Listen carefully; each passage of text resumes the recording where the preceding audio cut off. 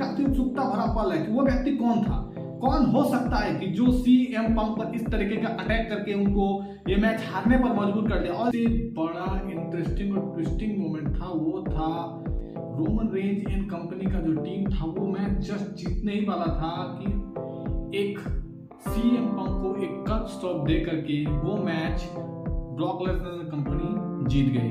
तो आखिर कौन था वो मार्क्समैन जिसने सीएम पंक को एक कट स्टॉप दे करके उनसे ये जीत छीन लिया?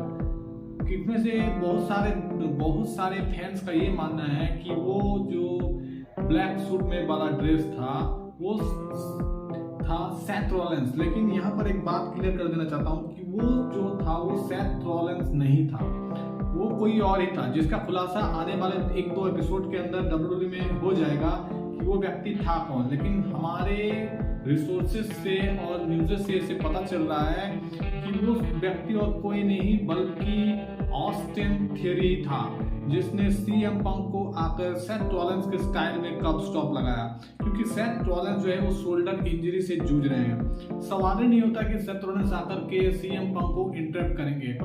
तो ये काम जो उस बंदे का है वो ऑस्टिन थ्योरी का ही हो सकता है। भले ही वार गेम्स में मैचेस काफी जबरदस्त हुए हैं, पहला वाला मैच तो जो मैच जॉन सीना और डोमिनिक मिस्ट्री में था उसमें भी काफी सस्पेंस से भरा हुआ था। लेकिन ये लास्ट वाला जो मैच था जिसमें 5-on-5 ट्रेडिशनल सर्वाइवर सीरीज का जो वॉर गेम वाला मैच किया गया था, इसमें काफी सारे चेंजेस किए गए थे। इसमें पिछले बार जिस तरीके से केज का इस्तेमाल किया गया था उसमें इस तरीके का केज का इस्तेमाल नहीं किया गया। इसमें सुपरस्टार्स की डायरेक्ट एंट्री दिखाई गई है, हर सुपरस्टार का अलग अलग एंट्री दिखाया गया है। तो इस बार का सर्वाइवर सीरीज में जो था वो दर्शकों को कुछ ज्यादा ही फील दिलाने का मतलब WWE का एक कोशिश था जिसमें वो काफी हद तक खरे भी उतरे हैं। तो आप लोगों में से किसको लगता है कि ये वाला जो सर्वाइवर सीरीज था वो सबसे अच्छा था या अगले साल की तुलना में इस बार का सर्वाइवर सीरीज कुछ ज्यादा फीका पड़ा? क्योंकि इस बार जो था रोमन रेंज कंपनी की हार हो गई और इसमें रोमन रेंज, सीएम पंक और कोडी रोड्स के बीच हमें ट्रायंगल सा नजर आ रहा है कि आने वाले दिनों में इन तीनों के बीच कुछ बहुत बड़ा होने वाला है। क्योंकि WWE रोमन रेंज के लिए कुछ नया प्लान कर रही है, क्योंकि रोमन रेंज का स्टोरी लाइन अब इन लोगों से हट करके होने वाला है। क्योंकि ब्रॉक लेसनर जो है वो ऐसे फुल टाइमर रेसलिंग का काम नहीं करते हैं, वो पार्ट टाइमिंग काम करते हैं। तो इस वजह से जो है ना ब्रॉक लेसनर की जगह पर WWE कुछ नए सुपरस्टार को मौका देना चाहती है जो कि यहाँ पर ऑस्टिन थ्योरी खड़े उतर सकते हैं। हाल फिलहाल में ऑस्टिन थ्योरी के बारे में रिपोर्ट्स आई थी कि वो वॉर गेम्स मैच में वापसी करने वाले थे। तो एज ए ब्रॉक लेसनर जब इनके टीम में जुड़ चुके थे और ऑस्टिन थ्योरी वापस नहीं आ सके, इस कारण से हमें ऐसा लग रहा है कि ये जो था वो काला सूट में जो ड्रेस पहन करके आया था जिसने सीएम पंक को कप स्टॉप लगाया वो और कोई नहीं ऑस्टिन थ्योरी ही थे। वैसे मैचेस काफी जबरदस्त हुए, मैचेस में एक्शन से भरपूर था। रोमन रेंज ने जिस तरीके से यहाँ पर अपना प्रदर्शन दिखाया वो काबिले तारीफ थी। रोमन रेंज ने जो सुपर पंचेस सारे सुपरस्टार्स को दिए वो बहुत, चाहे ड्रू मैकिंटायर हो, ब्रॉन ब्रेकर हो, ब्रॉन्सन रीड हो, ब्रॉक लेसनर हो या फिर लोगन पॉल हो, सबको रोमन रेंज ने इस बार का वार गेम में बहुत ही जबरदस्त तरीके से लपेटे में लिया। और रोमन रेंज की जो खास बात थी उन्होंने इस बार लोगन पॉल के ही अस्त्र से ही सबको घायल करके रख दिया। मैच तो रोमन रेंज टीम कंपनी जीतने वाली थी कि अचानक एक सस्पिशियस अटैक हो गया सीएम पंक के ऊपर और ये match CM Punk and company हार गई। और ब्रॉन ब्रेकर ने स्पेयर देकर के सीएम पंक को पिन करके अपने ग्रुप्स के लिए मैच जीत लिया। बाद में जब पॉल हेमन से पूछा गया कि ये क्या पॉल हेमन की एक चाल थी तो पॉल हेमन ने साफ साफ इनकार कर दिया कि उसका इससे किसी प्रकार का कोई रिलेशन नहीं है। वो कौन है, कहां से आया है, इसके बारे में पॉल हेमन को कुछ भी भनक नहीं है।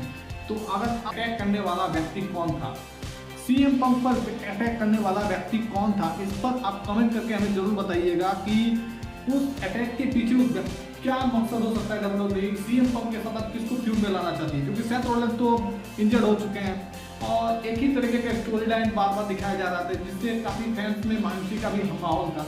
तो अब सेथ रॉलिंस के इस इम्पैक्टफुल स्टोरी लाइन में अब किसको डालना चाहती है WWE, यही दिलचस्प देखने वाला बात होगा।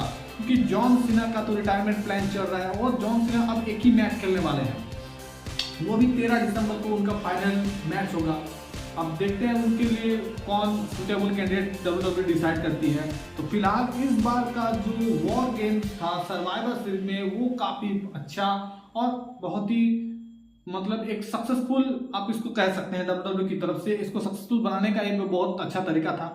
WWE ने इसको बहुत ही सक्सेसफुल बनाने के लिए बहुत ही सारे मतलब कोशिश किए। इसमें फैंस का भी बहुत ज्यादा जमावड़ा था क्योंकि ये जॉन सीना का लास्ट सर्वाइवर सीरीज मैच था जिसको फैंस मिस नहीं करना चाहते थे। और जॉन सीना ने उम्मीद के मुताबिक उससे भी ज्यादा मतलब आपको परफॉर्मेंस दे करके दिखा दिया कि क्यों WWE में उसको ग्रेटेस्ट ऑफ ऑल टाइम का दर्जा दिया जाता है। कि जॉन सीना का जिस तरीके से मतलब परफॉर्मेंस इस मैच में था, मतलब उन्होंने दर्शकों को थोड़ा सा भी निराश नहीं किया। दर्शकों के बीच में जॉन सीना का जो क्रेज है वो आज भी देखने को मिल रहा है, चाहे वो फर्स्ट मैच हो या फिर उनका यह सर्वाइवर सीरीज का लास्ट मैच हो। जॉन सीना का परफॉर्मेंस बहुत ही तगड़ा था। और बात अगर करें रोमन रेंज के परफॉर्मेंस की, तो रोमन रेंज का परफॉर्मेंस भी इस मैच में काफी जबरदस्त था। रोमन रेंज और ब्रॉक लेसनर के बीच का जो बाउल था ना वो बहुत ही जबरदस्त देखने को मिला। उन्होंने तो मैच की शुरुआत तो केज के बाहर ही कर दी। रोमन रेंज ने ब्रॉक लेसनर को 3 सुपर पंचेस पंच मारी तो रोमन रेंज को ब्रॉक लेसनर ने एक F5 मार्कर टेबल में गिरा दिया। मैच की शुरुआत से ही दोनों एक दूसरे पर भारी पड़ते दिख रहे थे। रोमन रेंज ने बहुत हद तक इस मैच में जो था पकड़ बना करके रख लिया था। फिर एज ऑन मैच चलता रहा। उसके बाद इन कंपनी जो थी रोमन रेंज की टीम CM पंक और कोडी रोड्स और उसूस ब्रदर ने मैच पर 90% अब बोल सकते हैं मैच पर पल्ला बना लिया था। और मैच जीतने ही वाला था कि वो सस्पेंसिस अटैक ने इस पूरे मैच का नक्शा पलट करके रख दिया और ब्रॉन्सन रीड की कंपनी को ये मैच ब्रॉक लेसनर के साथ एक बहुत बड़ा जीत एज चैंपियंस के साथ उनको मिल गया। अब आगे का जो स्टोरी लाइन है वो काफी जबरदस्त होने वाला है। अब CM पंक मंडे नाइट रॉ में आकर इस चीज को अनाउंसमेंट करेंगे कि वो व्यक्ति कौन था, किसने उन पर अटैक किया। तो फैन